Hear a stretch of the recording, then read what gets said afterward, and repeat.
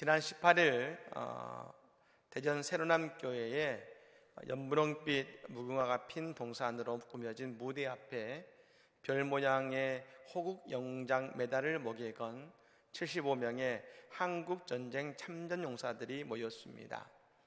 평균 연령 90세 이상의 노병들이 모두 다 국민 의례를 할 때에 거수로 경례를 합니다. 올해는 6.25 한국전쟁 70주년이 되는 해입니다. 대전 세로남교회는 11년째 참전 유공자 위로회를 가지고 있는데요.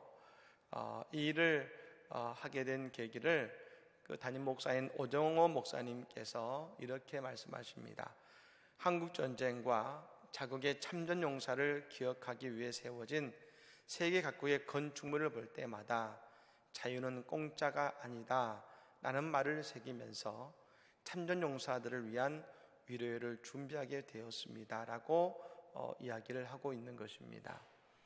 더욱이 이날 위로회가 더 특별한 것은 70년 전 한국전쟁 때의 참상을 현장에 있었던 그 76명의 생생한 기억을 담은 증언집, 즉 용사는 말한다라는 책을 또 이날 출간하게 된 것입니다.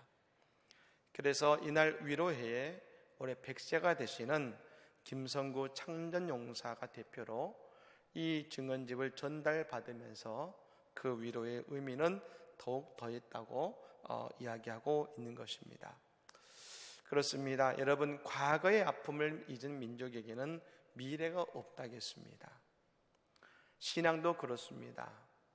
과거의 잘못을 잊고 오늘을 살면 늘 똑같은 죄의 자리에 서게 되는 것처럼 말입니다.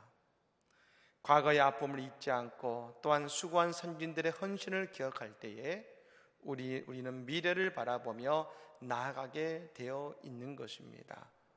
오늘의 예배가 선조들의 수고에 감사하며 또한 미래를 향해 도약하며 나아가는 우리 모두의 삶과 또 우리 교회가 되기를 예수님으로 간절히 축복합니다. 아멘. 구름기둥이라는 책이 있습니다.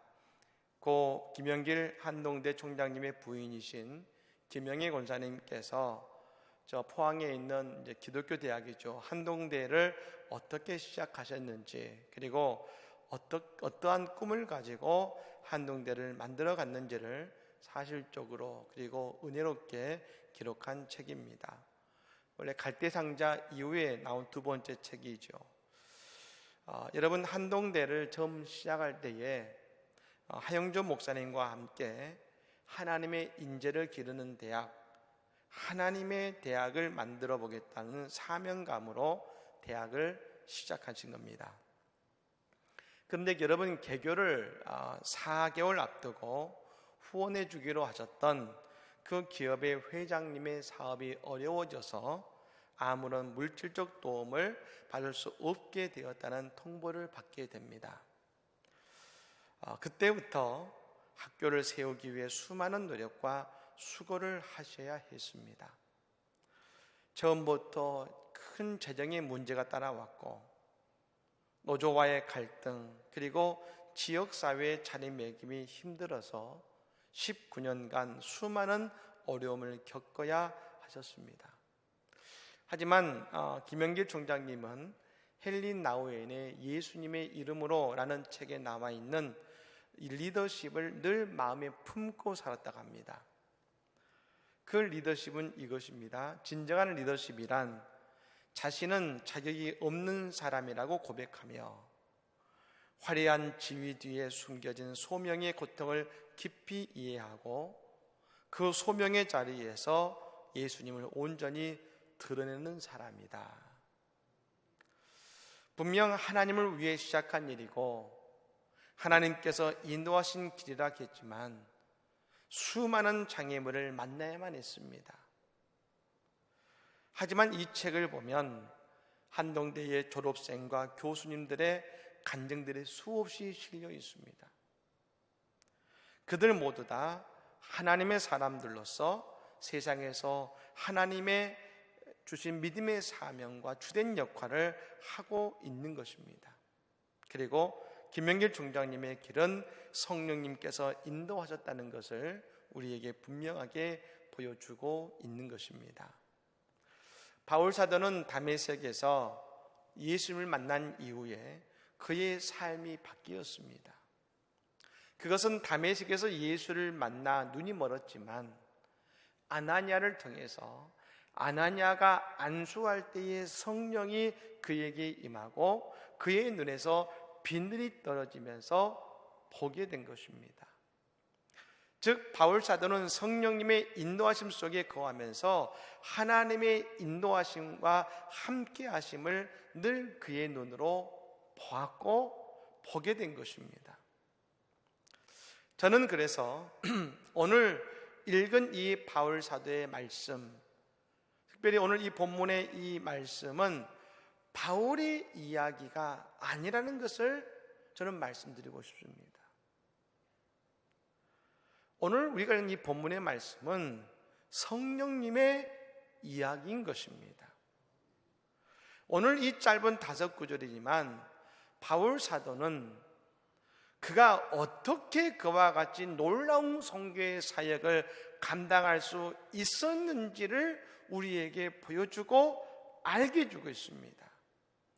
여러분, 바울 사도의 모든 위대한 사역은 성령께서 그 일을 이루셨음을 믿으시기를 바랍니다. 오늘 본문 6절에 이렇게 시작합니다. 성령이라는 단어로 시작합니다. 그리고 성령이 허락까지 아니시니 그가 가는 곳 어디에서도 복음을 전하지 못했다고 했습니다. 여러분, 이 말은 역설적으로 보면 그가 복음을 전한 곳곳에서 복음을 전할 수 있었던 이유는 바울이 한 것이 아니라 성령께서 가는 곳마다 복음을 전할 수 있도록 하셨다는 것 아니겠습니까? 그러므로 우리는 예수의 영을 받은 자로서 우리의 삶은 성령께서 인도하신다는 것을 여러분 믿으시기를 바랍니다. 바울 사도는 이미 1차 선교 여행에서 큰 성공을 맛보았습니다. 어디로 가든지 하나님의 교회가 세워진 것입니다. 하지만 2차 선교 여행을 시작한 이후에 그에게는 모든 것이 다 삐걱거렸습니다. 먼저 바울의 은인과도 같은 바나바와 헤어지게 된 것입니다. 선교를 여러분 따로따로 하게 된 것이죠. 그런데 여러분 엎친 데 덮친 격으로 복음을 전할 수도 없게 된 것입니다. 얼마나 답답하고 힘이 들었겠습니까? 우리는 이런 때를 이렇게 표현합니다. 슬럼프를 겪고 있다. 우리의 눈으로 보면 지금 바울 사도는 영적인 슬럼프를 겪고 있는 것처럼 보입니다. 하지만 여러분, 이 바울 사도의 모습을 우리 영적으로 보아야 되는데 사도행전의 기자는 이 사실을 이렇게 기록하고 있습니다. 예수의 영이 허락하지 아니하시는지라. 다시 말씀드리면 성령께서 지금 바울 사도의 선교의 문을 막고 계시는 것입니다. 그의 인생의 문을 막고 계시는 것입니다. 하지만 사랑하는 여러분, 저는 지금 인생의 문이, 사명의 문이 막혀 있다고 여겨지는 분들에게 이렇게 말씀드리고 싶습니다. 성령께서 바울의 문을 막으신 이유는, 성령께서 우리의 문을 닫으신 이유는 다른 쪽으로 그 문을 여셨기 때문임을 여러분 믿으시기를 바랍니다. 왜 그 문이 닫혀진 것 같으냐? 지금 성령께서 다른 쪽의 문을 여셨기 때문에 그런 것입니다. 빌립이 사마리아에서 복음을 전할 때에 사마리아 성이 들썩거렸습니다. 기적이 일어나고 귀신이 떠나가고 예수 믿는 사람은 날이 갈수록 늘어났습니다. 근데 잘 되고 있는 것 같은데 성령께서 빌립의 문을 막으시고 그를 광야로 이끄셨습니다. 빌립은 이해할 수 없었습니다. 아니, 잘 되고 있는데, 더 많은 사역을 할 수 있는데 사람 하나 없는 광야로 왜 발걸음을 이끄시나?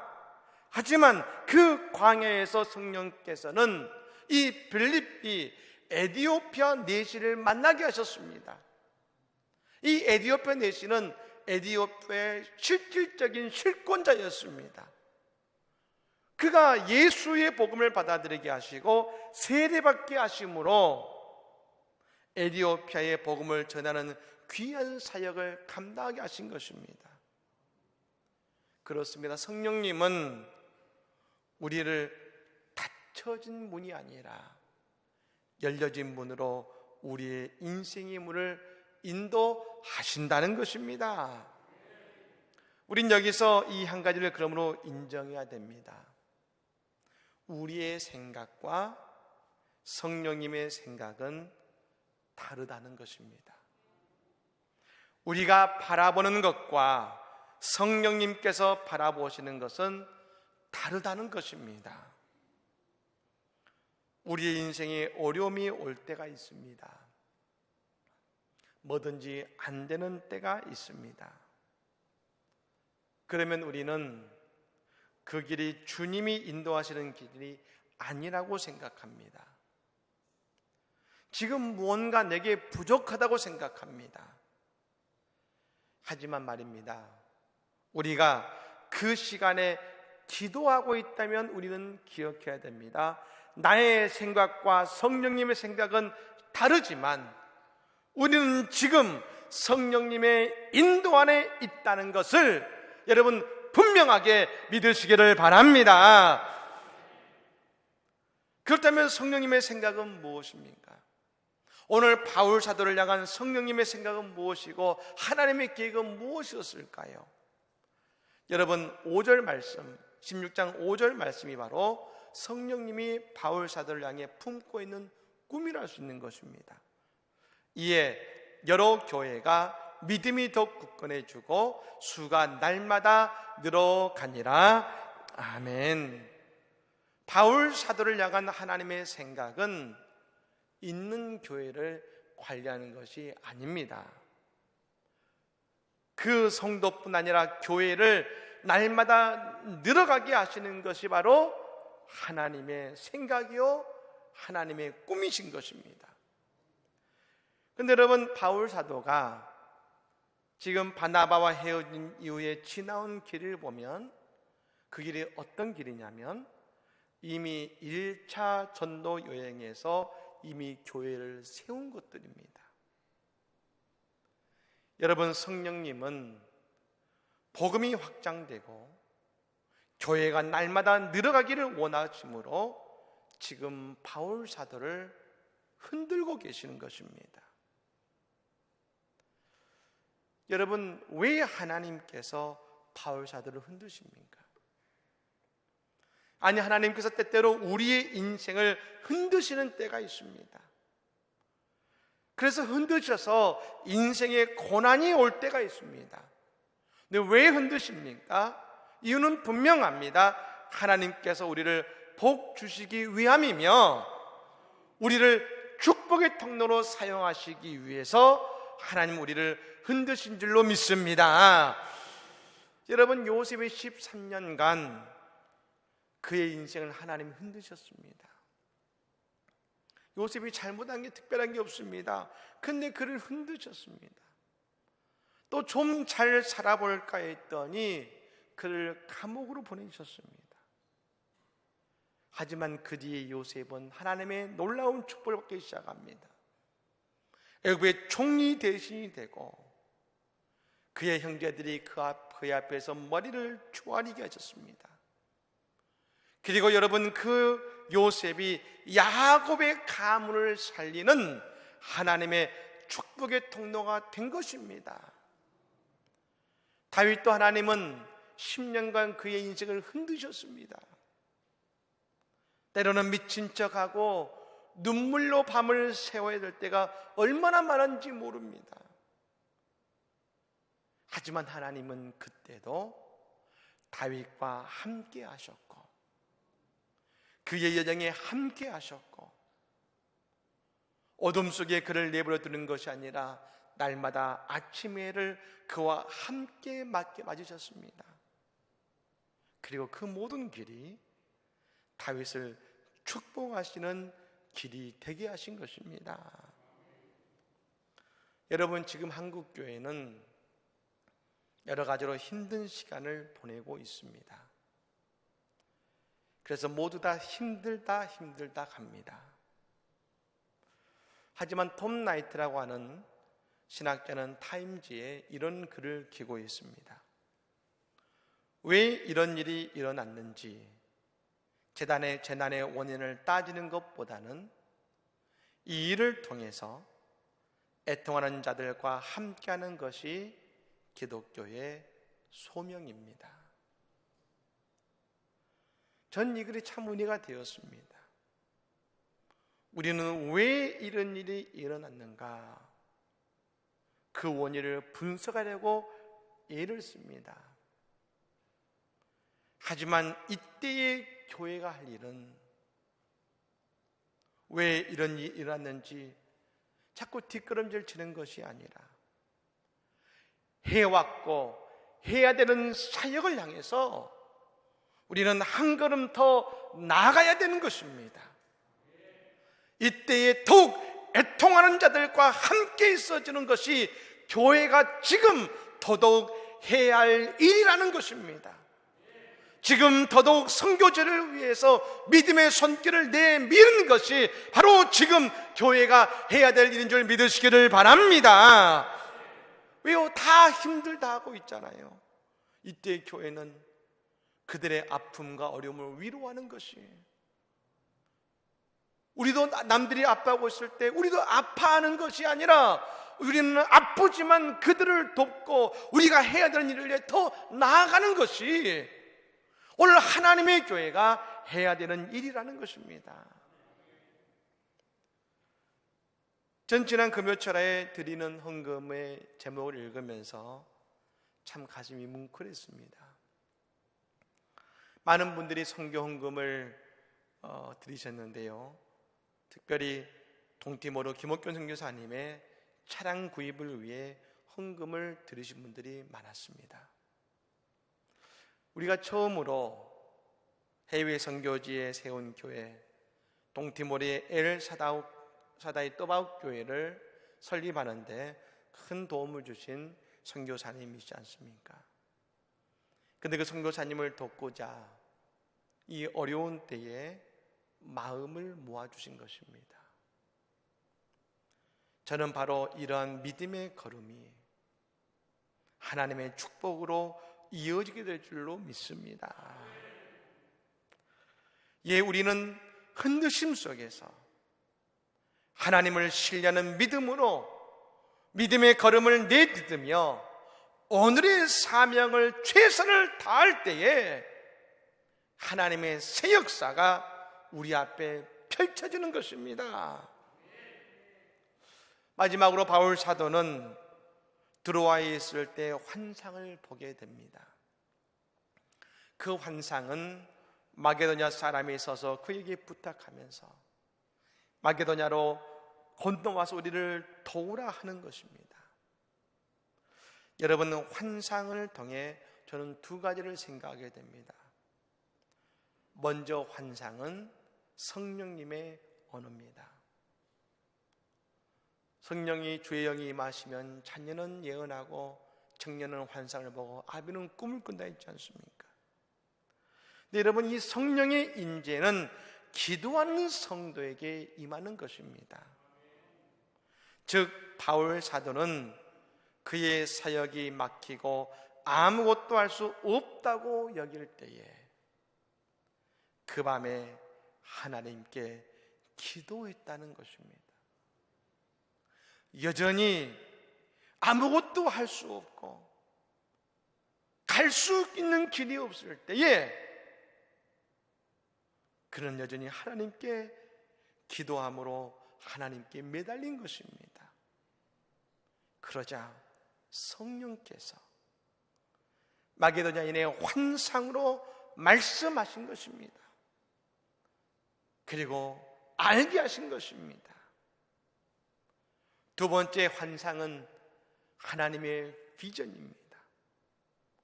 바울 사도에게 환상이 임한 것은 그의 인생에 새로운 비전이 열린 것입니다. 그것은 유럽에 하나님의 교회를 세우는 비전입니다. 바울이 전혀 생각지 못하고 상상하지 못했던 그 비전은 나중에 바울 사도는 또 다른 비전을 갖게 하시는데, 그것은 로마의 황제에게 복음을 전하는 비전인 것입니다.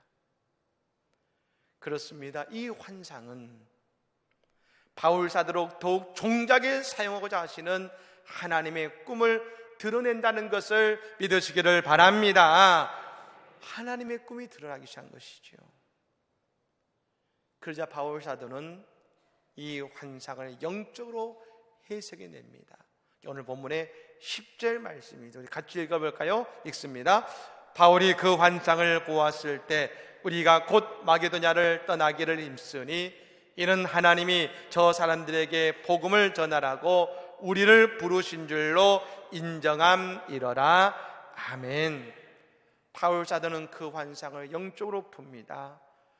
마게도냐에 복음을 전하라는 주님의 말씀이구나. 주님의 말씀이구나. 그것을 깨닫고 바울 사도는 곧바로 순종합니다. 그 환상을 보았을 때 우리가 곧 마게도냐로 떠나기를 힘쓰니, 우리가 곧 마게도냐로 떠나기로 힘쓰니, 순종은 말입니다. 시간과 관계 있는 것입니다. 순종은 지금이어야 되는 것입니다. 환상을 보자 곧바로 떠난 바울 사도는 그러므로 순종의 사람인 것입니다. 아브라함도 순종의 사람이었습니다. 아브라함은 늘 하나님의 말씀이 임하면, 복음이 임하면, 저녁에 말씀이 임하면 새벽같이 말씀을 붙들고 떠난 사람이 아브라함 아니었습니까? 그렇습니다. 하나님께서는 바울 사도의 사역과 오늘 바울 사도의 두 번째 비전을 여신 것입니다. 그것은 오늘 우리도 마찬가지입니다. 우리가 지금 더더욱 기도하면 이제 하나님은 우리 모든 성도들뿐 아니라 우리 교회와 한국 교회에 지금 길이 막혀진 것 같고, 아니 우리의 가정에 길이 막혀진 것처럼 보일지 모르지만, 지금 기도하며 하나님을 의지하며 성령과 동행하는 오늘 우리에게 하나님은 새로운 환상을 보게 하시고, 우리의 닫혀진 문이 아니라 새로운 길을 보게 하시며 우리의 인생의 길을 여실 줄로 믿습니다. 한동대 김영길 총장님이 학교를 위해 수고하시다가 여러 가지 행정적인 착오와 억울한 일로 교도소에 수감되실 때가 있었습니다. 2001년 5월 11일 경주 교도소에 수감되셨는데요, 그리고 그 이후 4일 후는 바로 스승의 날이었습니다. 많은 학생들이 총장님을 위해서, 그리고 사랑에 감사하는 마음을 전하기로 결심하고 29대의 버스에 학생들이 그 몸을 싣고 경주교도소 앞에 간 것입니다. 그리고 그곳에 모인 학생들은 무려 1,800명이었습니다. 그 앞에 서서 학생들은 스승의 은혜를 부르기 시작합니다. 그리고 침묵 기도를 합니다. 그 교도소 안에서 스승의 은혜를 들으셨던 김영길 장로님은 어떤 생각이 드셨을까요? 하나님의 대학을 만들기 위해 홀로 뛰었다고 생각했지만 그 학생들이 모두 다 스승의 은혜를 알고 하나님의 사람들로 바뀌어가기 시작한 것입니다. 김명길 총장님이 과학자로서, 하버드를 나온 학자로서 나사에서 영예롭게 연구할 수 있는 분이셨습니다. 하지만 하나님의 꿈에 붙들려 나가셨을 때 힘들고 어렵고 자꾸 그 길이 막히는 것 같았지만 마침내 그분을 통해서 하나님의 사람을 길러내는 축복의 통로가 되게 하신 것처럼 말입니다. 오늘 우리도 기도하면서 주님과 함께 나아갈 때에 내 앞에 길이 막혀 있는 것 같지만, 내 가정에 길이 막혀 있는 것 같지만 더욱 놀라운 축복의 길을 열고 기다리시는 주님의 은혜를 바라보며 오늘도 변함없는 믿음으로 기도하며 나아갈 때에 우리는 분명히 지금 새로운 축복의 문을 여시며 새로운 비전의 문을 여시며 우리를 기다리시며 인도하시는 그 하나님의 은혜의 문을 우리는 분명히 보고 나아가게 될 줄로 믿습니다. 오늘 이 아침이 그 은혜의 문을 보는 은혜의 시간, 축복의 시간이 되기를 예수 이름으로 간절히 축복합니다. 아멘.